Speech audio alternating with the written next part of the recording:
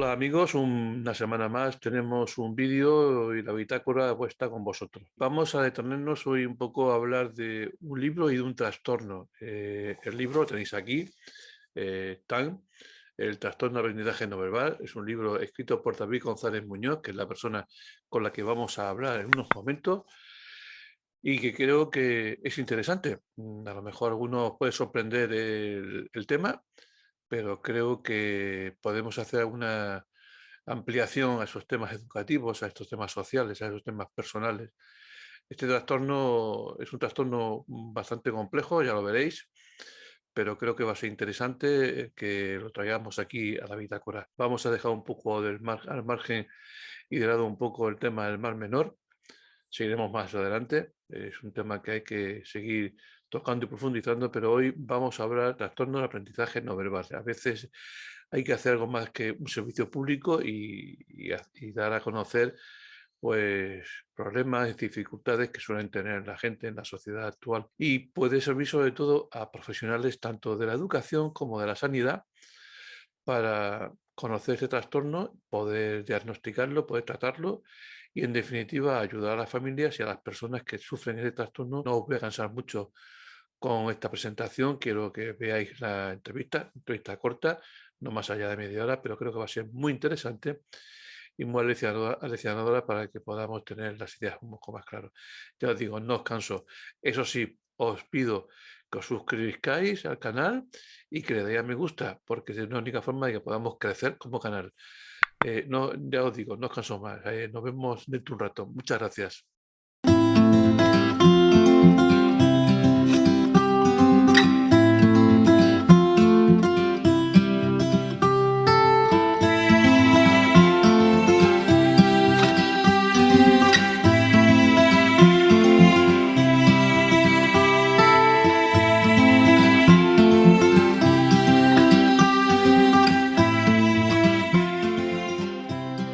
David González Muñoz, muchas gracias por estar con nosotros en la bitácora. Muchas gracias. Buenas tardes a todos. Sé que, bueno, tu currículo es súper largo, no voy a para decirlo, pero sé que eres neuropsicólogo y eres una persona que en lo personal no sabe decir que no. Lo digo por experiencia, porque cada vez que se te pide algo, estás ahí para ayudar y apoyar. Pero hoy me gustaría que habláramos sobre un trastorno. Ya lo he comentado al principio en la introducción de este vídeo, pero me gustaría que hablaras en general. ¿Qué es un trastorno? Porque muchas veces la sensación de la gente cuando escucha la palabra trastorno, como no es una enfermedad, como no es una cosa, digamos, más grave en el sentido de tener aparentemente pues, una dificultad de X, ¿qué es un trastorno?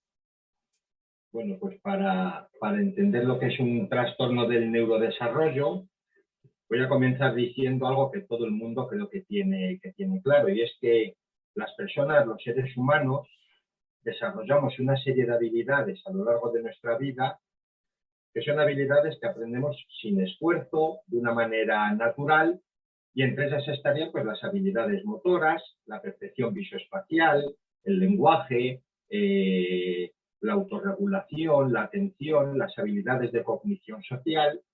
Bueno, pues esa serie de habilidades es como si vinieran instaladas de serie en nuestro cerebro y basta con que un niño viva en un entorno normal y no haya ninguna dificultad, que esas habilidades se desarrollan pues, de una manera natural, sin esfuerzo aparente. ¿Qué ocurre? Que a veces en el cerebro ocurren pequeñas disfunciones, fallos, anomalías que interfieren en el desarrollo de algunas de esas funciones. Y entonces darían lugar a lo que llamamos trastornos del neurodesarrollo. Si están afectadas las habilidades motoras, hablamos de un trastorno del desarrollo de la coordinación. Si está afectado el lenguaje, hablaremos de un trastorno del lenguaje, o de un TDAH en el caso de la atención y funciones ejecutivas, o de un trastorno del espectro del autismo cuando está afectada la cognición social, y cuando está afectada la capacidad visoespacial, hablamos de un trastorno de aprendizaje no verbal. Es importante diferenciar estas habilidades, por así decirlo, que vienen instaladas de serie, de otras que se aprenden en el colegio, que serían los aprendizajes llamados instrumentales, leer, escribir y las matemáticas. Entonces, los trastornos del neurodesarrollo tienen una base neurobiológica, pero luego el diagnóstico es siempre clínico.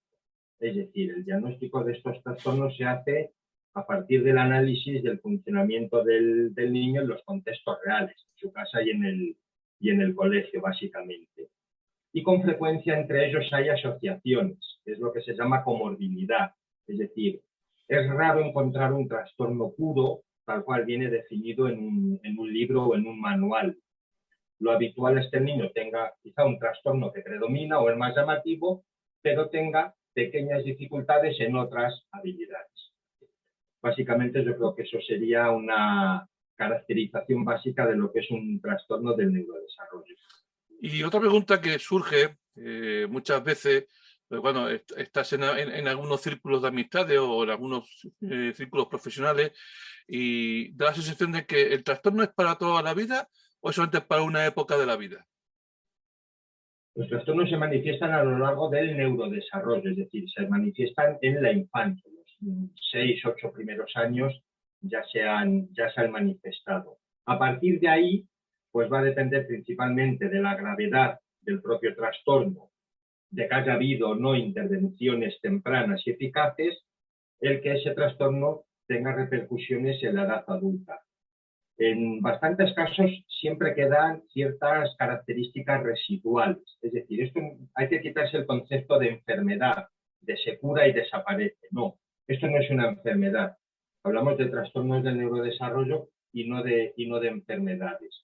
Entonces, principalmente por el nivel de gravedad y las intervenciones que se hayan llevado a cabo, pues hay casos de niños que en la adolescencia van remitiendo y las manifestaciones son muy sutiles o residuales, y hay otros casos, quizá porque son formas más graves, que las características van cambiando, pero de alguna manera persisten más allá de la etapa escolar, incluso en la vida adulta.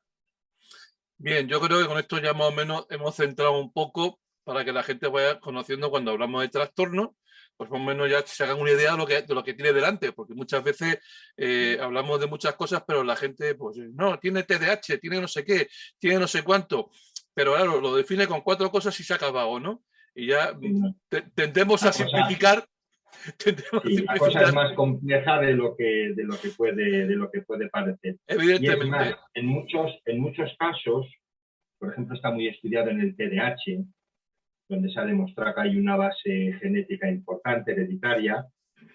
En muchos casos se está viendo que padres descubren que ellos han podido tener TDAH a raíz de llevar a consulta a sus hijos. En el trastorno del lenguaje también se ven algunas dificultades de aprendizaje, como la dislexia, hasta el punto de que, por ejemplo, en el TDAH, pues en algunos hospitales ya han creado unidades de adultos y la gran mayoría de ellos llegan ahí cuando han ido con su hijo. Es decir, preocupados por la problemática de su hijo, ellos descubren que también lo tuvieron y que incluso en el momento actual, de manera diferente, pues tienen algunas manifestaciones del trastorno distintas a las de un niño, que les afecta también en su vida personal o laboral. Bien, pues yo creo que con esto podríamos ya entrar en la materia que hoy es la por la que te he invitado, que es hablar del trastorno de aprendizaje no verbal, del TAM. Y entonces me gustaría que ya con lo que has comentado de partida, pues ya nos centráramos y nos definieras, o nos hablara lo que es el TAM en sí. ¿Qué es el TAM? Pues el TAM pertenece a los trastornos del neurodesarrollo y la característica nuclear o fundamental es un déficit en el desarrollo de las habilidades visoespaciales. Hasta el punto que ya en algunos grupos de expertos, por ejemplo en Estados Unidos, vinculado a la Universidad de Columbia y al Non-Verbal Learning Disability Project que tú conoces, se propone el cambio de denominación porque la esencia, la característica principal de lo que llamamos TAM es el déficit en el desarrollo de las habilidades visoespaciales. Es un conjunto de habilidades quizá un tanto opaco, a veces complicado de valorar, pues que incluyen la conciencia del propio cuerpo respecto al espacio, habilidades que tienen que ver con el dibujo, la manipulación de elementos, la rotación espacial de elementos a nivel mental, el recuerdo de patrones visuales, el saber analizar, escanear estímulos visuales complejos, habilidades tipo puzzle, rompecabezas, habilidades de tipo constructivo, interpretación de gráficos y mapas, es decir, que incluye un amplio abanico de habilidades que son importantes para el desarrollo personal y para el desarrollo académico. Esa sería la característica fundamental o principal del TAM. Como decíamos antes, es muy frecuente la comorbilidad, es decir, que un trastorno tenga su déficit principal y haya otros añadidos o dificultades asociadas. En el caso del TAM, estas dificultades asociadas, las más frecuentes, afectan a las habilidades motoras. En muchos casos son niños más torpes, más patosos. También afecta a las habilidades de cognición social, es decir, les cuesta interpretar los elementos no verbales de la comunicación, como son los tonos de voz, las posturas, los gestos, las miradas. A las habilidades pragmáticas, es decir, saber usar el lenguaje en un contexto social, saber qué decir, decirlo de manera apropiada y con las formas apropiadas en función del contexto, del interlocutor. Y también suele haber dificultades asociadas en las funciones ejecutivas, principalmente en la planificación, en la organización, algo también en la atención visual. Ese sería un poco el dibujo general del trastorno. Por eso Para complicarlo más, también hay dificultades en los aprendizajes escolares, sobre todo en matemáticas. Siempre que hay dificultades visoespaciales, va a tener una repercusión en los aprendizajes llamados científico-tecnológicos, matemáticas, física y química, dibujo, geometría, etc. Y en los años finales de primaria y sobre todo en secundaria, pues también se suelen observar dificultades en la comprensión lectora, a la hora de resumir, de sintetizar, en la expresión escrita, a la hora de ser organizados, de que el texto que se ha producido tiene una coherencia, una organización. Y por último, somos seres humanos y tenemos sentimientos. Por lo tanto, también es frecuente en estos niños, tienen un mayor riesgo, se podría decir, de presentar problemas emocionales. Los más habituales son los que llamamos de tipo internalizante, es decir, no visibles para las personas que les rodean, pero digamos se sufren por dentro, como pueden ser la ansiedad, la depresión, quejas somáticas y aislamiento social. Sí, que al final si no sería tiene... un resumen de todo lo que implica el trastorno. Sí, que al final si no tiene una base adecuada en el ambiente familiar o en el ambiente escolar o en el ambiente laboral, porque claro, aquí el problema siempre apuntamos siempre a los chavales. Tú acabas de decir que en algunos casos, en algunos trastornos, algunos padres descubren que ellos también tienen ese trastorno, bueno, porque han ido a la clínica o han ido al sitio a investigar lo de su hijo y se han encontrado con que él dice, ostras, que yo tengo esto mismo que mi hijo, ¿no? Y ahora empiezo a verlo, ¿no? Entonces, en el caso del TAM no hay estudios que haya esa evidencia de que hay una base, digamos, hereditaria.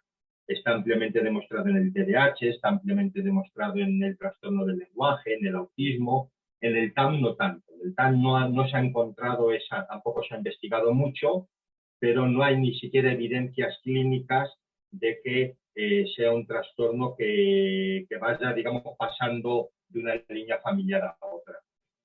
De todas maneras, sí es verdad que es un trastorno, como yo digo, de reciente estudio, ¿no? Aunque lleva ya unos cuantos años, pero en comparación con otros trastornos hay una diferencia, ¿no? Mucha. Los primeros estudios de donde surge el nombre de TAM, que fue en el año 89 por Byron Rudd, digamos, eso fue la conclusión de 15 o 20 años de estudios de dificultades de aprendizaje, fue donde surgió el trastorno. Estamos hablando de que el modelo de Rudd se publicó en el año 1989, es decir, que ha sido relativamente reciente. Y aunque luego sí ha habido publicaciones y muchos manuales, muchos libros de neuropsicología principalmente hacen referencia al TAM, la verdad que no tiene comparación con la investigación que hay en otros trastornos porque es mucho más escasa. Claro, y dándole un poco al razonamiento ese de que muchas veces fallan las personas con TAM, al final, el que se le llame muchas veces o que las familias o las personas afectadas le han puesto un poco entre paréntesis, entre comillado, el trastorno invisible, eh, ¿a qué puede ser debido? Además de las características que ya más o menos has comentado por encima, a ese desconocimiento de los profesionales, pues que quiera que no quiera, ser un trastorno que tú mismo lo estás diciendo, del año 89, cuando realmente podemos decir que esto empieza a ser conocido. ¿Cómo, cómo se trabaja esto? Pues hombre, el hecho de ser invisible se debe dos factores que has mencionado. Por una parte, las dificultades visoespaciales, que son las esenciales del TAM, son más opacas. Es decir, si pensamos en un niño que tiene un trastorno del lenguaje, es muy llamativo. A los 2 años y medio, 3, apenas habla o habla muy mal. Es decir, porque no puedes evitar hablar. Es muy llamativo para quienes te rodean que no hablas o que hablas mal. En el caso del TAM, las dificultades visoespaciales, pues bueno, pues son niños catalogados de torpes, se dibujan mal, pero esas son habilidades, digamos, que tienen menos peso en los primeros años y por lo tanto no se les suele dar demasiada importancia. Más aún cuando estos niños, el lenguaje suele ser un lenguaje rico. Tienen un buen lenguaje formal, construyen bien frases, tienen un buen vocabulario. A partir de ahí, pues nadie piensa que un niño con esas características pueda tener dificultades. Ese sería uno de los factores que explican el que sea invisible. Y luego, quizá más importante, es que el TAM no está incluido en las clasificaciones diagnósticas internacionales. En la DSM o en la CIE no aparece el TAM.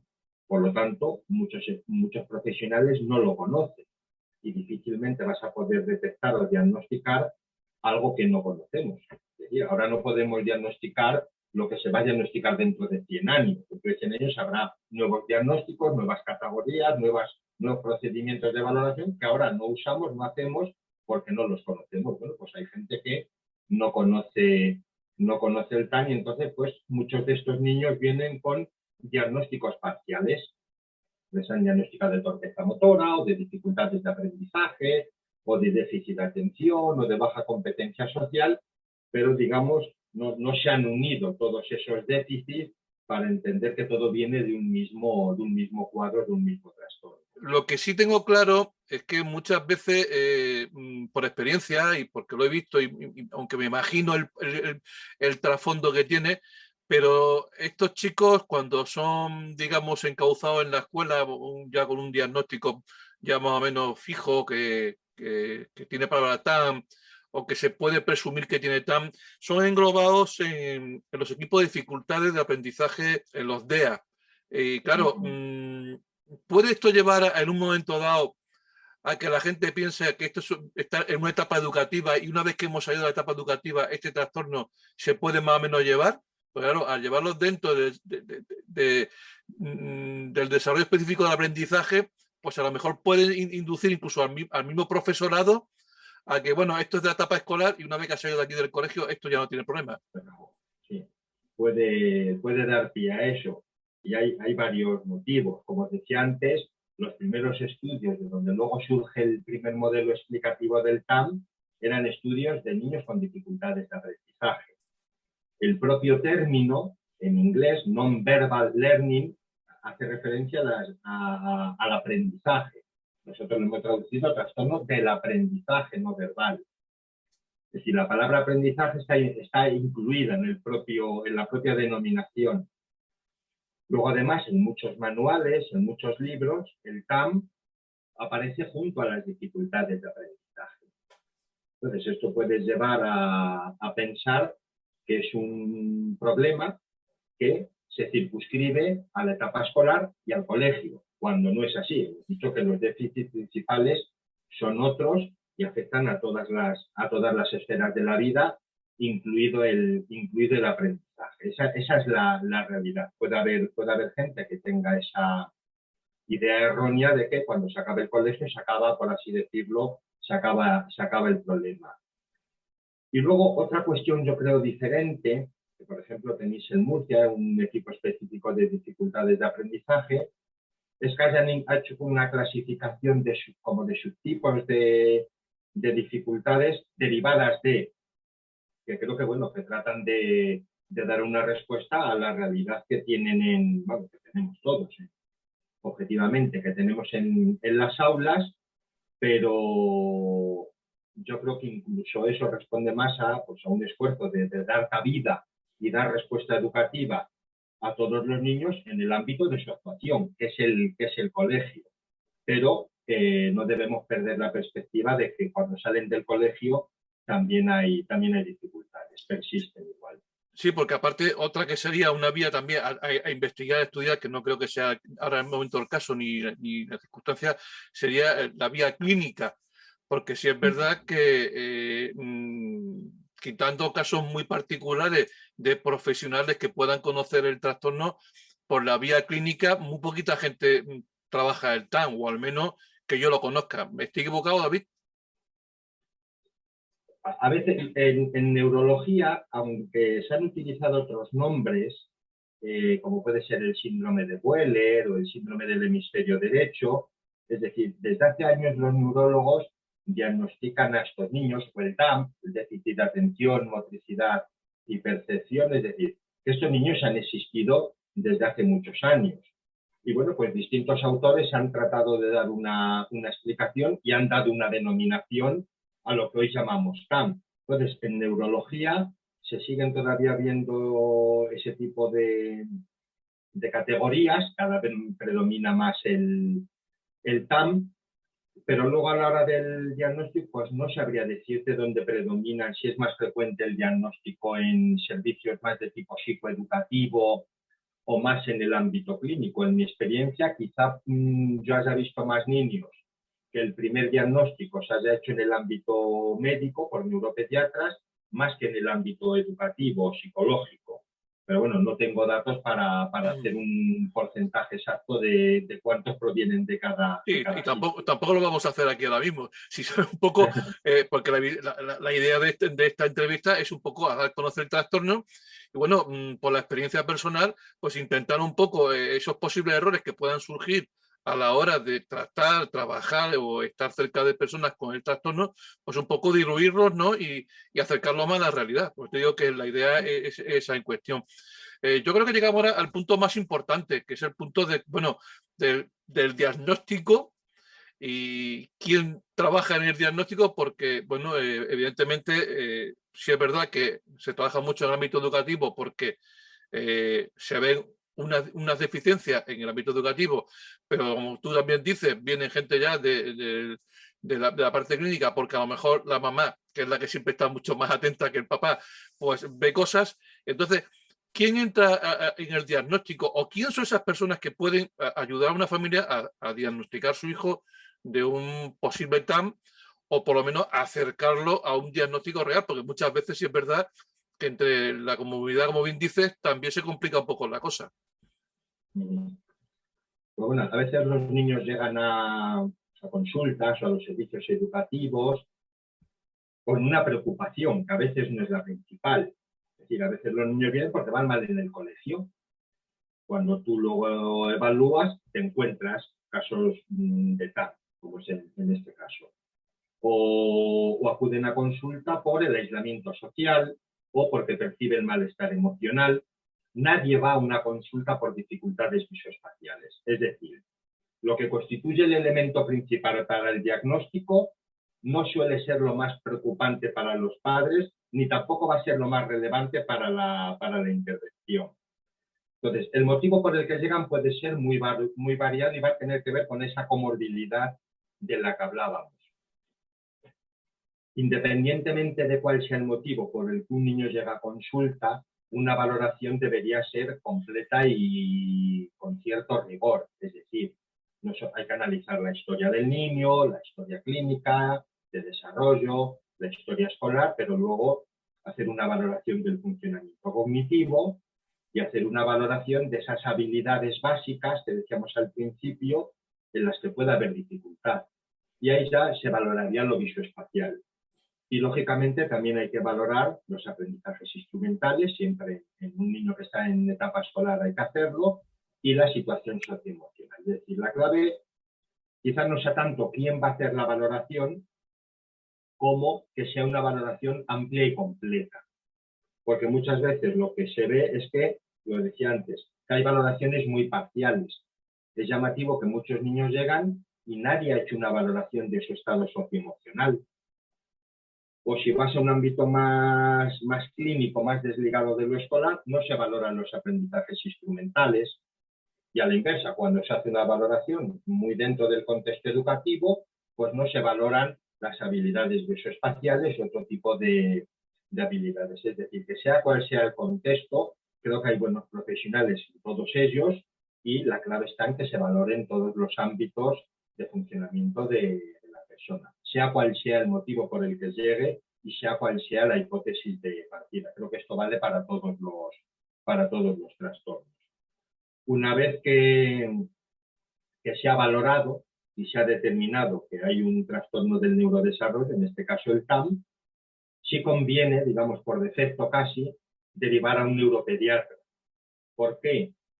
Porque en algunos casos, no en todos, hay niños con TAM que van al neurólogo y los neurólogos no encuentran nada llamativo en el cerebro de ese niño, pero sí se han visto, por ejemplo, que hay mayor porcentaje de quistes en regiones posteriores del cerebro, no todos, pero en comparación a otros grupos clínicos y a la población sin trastornos, los niños con TAN tienen un porcentaje más alto de quistes cerebrales, se han encontrado otras anomalías en el cerebelo, en el cuerpo calloso, entonces, bueno, por defecto, siempre derivar al neuropediatra para que él también dé su opinión. ¿Que no encuentra nada? Pues nos quedamos todos más tranquilos y nos ponemos a trabajar. Por lo que acabas de comentar, entiendo que el tema farmacológico irá más bien en virtud de la gravedad del trastorno que tenga el crío y que no siempre será una salida que tengamos ahí. En el caso del TAN no es el tratamiento ni de primera ni de segunda opción. ¿En qué casos se puede, no hay un tratamiento farmacológico, por así decirlo, específico para el TAM?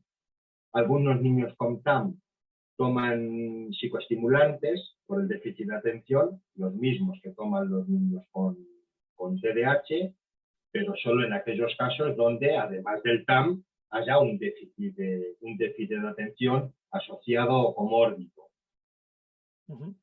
Y a partir de aquí, pues bueno, a lo mejor algún porcentaje pequeño de niños con TAN ya en etapas, digamos, más mayores, que va a ser un porcentaje muy pequeño por mi experiencia, pues los problemas depresivos pueden ser de determinada gravedad y se aconseja un tratamiento farmacológico, pero va a ser en muy poquitos casos. En conjunto, la farmacología y el TAM no va a ser no va a ser una relación muy llamativa y muy frecuente. En muy pocos casos toman tratamiento. Oye, y yo creo que, bueno, para terminar, pues tocar hablar del punto de estrella, ese de tu libro. Tú tienes un libro que se llama TAM, y que, bueno, me gustaría que hablaras de él, pues cómo surge la idea, cómo lo trabajas y cómo sale adelante. Creo que lo acabas de revisar o está en revisión o cómo va el tema. Lo estoy revisando, pero vamos, más que revisar el libro constantemente, me actualizo yo, más que el libro. Porque el libro se publicó en 2016, luego, si es cierto, 2017 salió un libro en inglés, 2020 ha salido otro, que digamos ya circunscriben mucho más las dificultades a lo visoespacial, es decir, que aunque tiene solo 5 años mi libro, ya requiere una actualización para, digamos, clarificar un poco en la línea de lo que he comentado aquí. ¿De dónde surge? Pues del día a día, de las dificultades que me iba encontrando en el día a día. Había niños que yo valoraba, que veía unas dificultades y no tenía un marco para entenderlas, y estudiando un libro de dificultades de matemáticas vi la palabra TAM en inglés y empecé a curiosear. Ya Internet permitía cierto cierta profundización, aunque todavía hablo del año a lo mejor 2006, 2007. En 2010 terminé un máster y el trabajo final de máster lo hice sobre el TAM, y eso ya pues me obligó a buscar todo lo que hubiera publicado en internet, comprando libros americanos y demás. Y luego pues, bueno, fui acumulando muchos documentos, muchas fotocopias, muchos artículos, y un poco también pues por el ánimo de compañeros y de amigos, decir, oye, ¿por qué no lo publicas? Porque era un tema del que siempre hablábamos en los cursos que dábamos a los profesores, y entonces, pues bueno, pues por un cúmulo de circunstancias, pues me vi con mucha información y pues, bueno, pues un año me puse a ponerlo en orden, a resumirlo y a plasmarlo en un libro. Pero vamos, el origen inicial parte de las dificultades que yo me encontraba para entender a algunos niños que tenía delante. Oye, pues la verdad que vamos a terminar ya para no alargar mucho este encuentro, pero me gustaría que me comentaras por qué esa deficiencia de libros, ya, evidentemente ya sabemos que es un trastorno jovencito y con todas sus historias, pero me parece que el único título en castellano es el tuyo, ¿no? Todo lo demás está en bibliografía inglesa.